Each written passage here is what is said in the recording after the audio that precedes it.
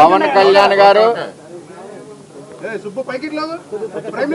మరి రాష్ట్రంలో ఓటు చీలకూడదని చంద్రబాబు నాయుడు గారు పవన్ కళ్యాణ్ గారి యొక్క ప్రయాణంలో రాష్ట్ర ప్రజలందరూ కూడా ఓటు చీలకూడదని ఒక ఆలోచనతో ఈరోజు కూటమిని భారీ మెజార్టీ సుమారు 130 సీట్లు పైచీలకు ఇప్పటి వరకు 6వ రౌండ్ 7వ రౌండ్ నడుస్తుంది.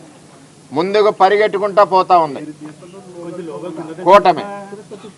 జగన్మోహన్ రెడ్డి లండన్ నుంచి ఎందుకు వచ్చానా అని చెప్పి ఆయన ఆలోచించుకుంటా ఉన్నాడు.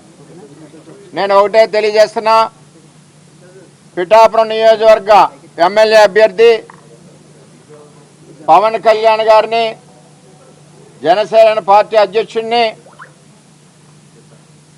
భారీ మెజార్టీ అంటే 5 రౌండ్లు అయినాయి, 6వ రౌండ్ సర్టిఫై చేస్తున్నారు.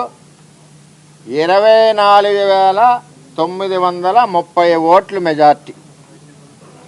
అది గబ్బర్ సింగ్ అంటే ఆ విధంగా ఎలక్షన్ అయింది.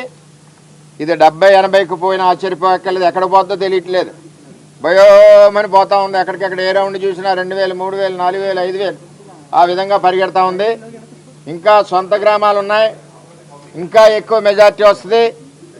అసలు పవన్ కళ్యాణ్ దెబ్బ ఏంటో పిఠాపురాన్ని జగన్మోహన్ రెడ్డి చెంప చెల్లుమనిలా చూపించాం.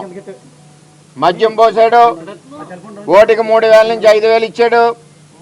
మరి వచ్చి ఇక్కడ అభ్యర్థి చేత గ్లిజరిన్ పెట్టి ఏడిపించి చుట్టూ తిప్పాడు. ఈయన నవ్వుకుంటా ఎన్ని కుయ్యెత్తులు వేసినా, ఎన్ని కుట్రలు చేసినా కూటమి అభ్యర్థి పవన్ కళ్యాణ్ గారిని ఈరోజు భారీ మెజార్టీతో మేము పిఠాపురంలో Telugu Desam party, Janasena party, BJP party మరి గెలిపించి ఇవాళ అత్తారింటికి పంపిస్తున్నాం.